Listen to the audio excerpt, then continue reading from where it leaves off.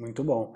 E assim, pensando num sujeito iniciante, não experiente no treinamento de força, a gente tem a questão de fazer com que esse cara fique, né, trabalhando com a gente durante o máximo de tempo possível. Então tem muito essa de variar muito o treino, variar muito o exercício nas primeiras semanas, né? Porque para não deixar uma coisa muito monótona e tudo mais. Mas isso faria com que esse processo demorasse mais tempo de atenuação de dano muscular? Porque, por exemplo, se eu repito a mesma sessão, a tendência é que eu tenha uma adaptação mais rápida àquele tipo de exercício. Muito interessante essa pergunta, Renan. Inclusive, nós discutimos isso num curso recente que nós produzimos e está disponível, né? E nós discutimos por meio de um estudo recente que comparou diferentes protocolos com diferentes variações ao longo do tempo, com um protocolo que foi o mesmo ao longo do mesmo período de tempo. Se manteve os mesmos exercícios, o mesmo número de séries, o mesmo número de repetições ao longo do tempo. Os pesquisadores compararam um protocolo que variava o volume de séries, a quantidade de séries. Então eles colocaram 12 séries para o sujeito realizar para aqueles grupos musculares.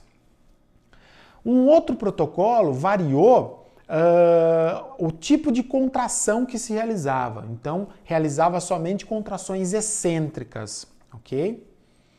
Um outro protocolo variou o tempo de pausa que se empregava, onde eles aplicavam um maior tempo de pausa, pausas de 4 minutos. Né?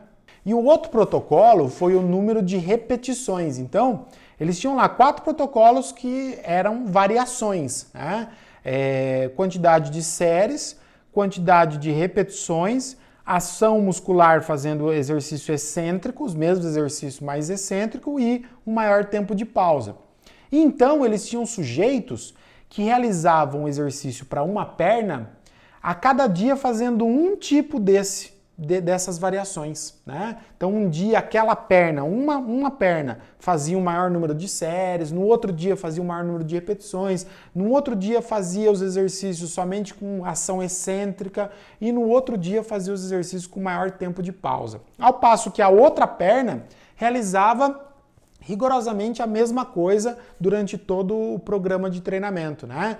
Então realizava ali o mesmo número de séries, o mesmo número de repetições e a mesma intensidade, mas incrementando conforme o sujeito fosse ganhando força.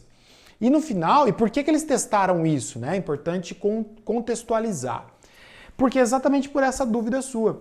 Foi postulado por muito tempo que se você varia mais, se você vai variando mais as cargas de treinamento, a forma como você aplica, você gera mais dano, você mantém esse dano por mais tempo e você supostamente faz com que o sujeito hipertrofie mais, pensando naquela ideia de que o dano leva à hipertrofia. E o que é que eles mostraram? Que não necessariamente isso acontece.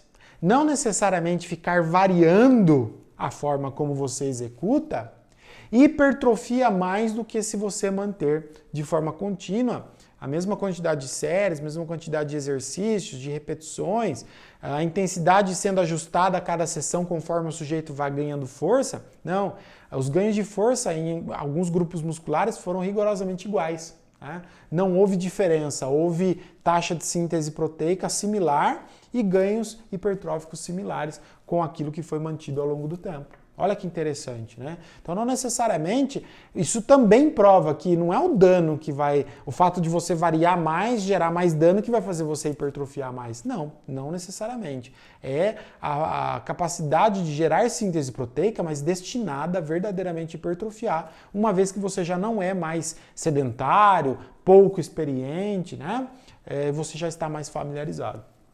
Ou seja, trazendo isso para uma aplicação prática, a questão de variar mais diariamente, né, ou não, os exercícios, talvez esteja muito mais ligada ao gosto, ao que apetece mais o cliente. Claro, evidentemente que variar mais deixa o treino menos monótono, mais gostoso, talvez.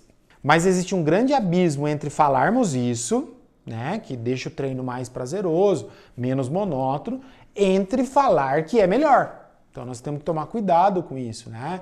Sim, sem dúvida nenhuma, deixa o treino mais gostoso, mais prazeroso, né? Porque o aluno, o paciente, o cliente, ele sempre fala, hoje vai ser diferente, né? Próxima sessão vai ser diferente. Então, isso parece ser mais gostoso, né? Com toda certeza. Então, cabe a você avaliar, de repente, aquilo que você pode fazer com que tenha mais aderência a você também, né?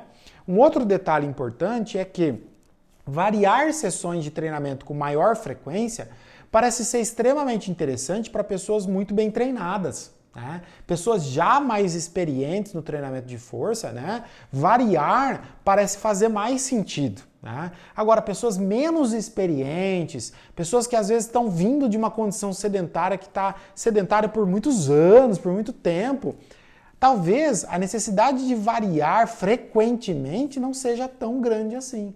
Você pode permanecer mais tempo realizando as mesmas rotinas, os mesmos exercícios, progredindo com a intensidade, às vezes progredindo com um pouco mais de séries, né, um pouco mais de repetições, pode progredir, mas não necessariamente que essa progressão tem que ser de um dia para o outro. Pode ser uma progressão a cada semana, a cada 2 semanas, a cada 3 semanas, sem problema algum. Porque uma pessoa pouco treinada, ela é mais treinável, ela tem uma margem maior de adaptação, ela é mais adaptável, né? Agora, uma pessoa altamente treinada, ela tem uma margem menor de adaptação, né? Então, talvez variar faça mais sentido para essa população. Excelente, muito bom.